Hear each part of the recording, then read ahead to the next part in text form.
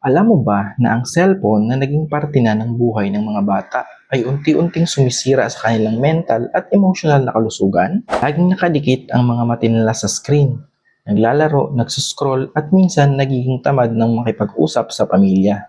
Sa bawat minuto ng sobrang paggamit ng cellphone, nawawala na ang pagkakataon nilang matuto ng mga bagay na mahalaga sa tunay na buhay. Nakakalungkot pero ang sobrang screen time ay nagdudulot ng pagka-anxious, pagbaba ng concentration at mas malala pa, nagiging dahilan ng social isolation ng mga bata. Sila ay masyadong nakakulong sa digital world. Hindi na nila alam kung paano mag-connect sa tunay na mundo. Pero hindi pa huli ang lahat. Kailangan lang natin mag-set ng tamang boundaries. Maglaan tayo ng oras para sa offline activities tulad ng laro sa labas, bonding moments at mas makulay na pag-uusap. Huwag hayaan na ang cellphone ang magdikta sa buhay ng mga anak natin. Tulungan nating protektahan ang mga bata mula sa mga epekto ng sobrang cellphone. Share mo ang mga hakbang na ginagawa mo para matulungan ang mga anak mong magbago.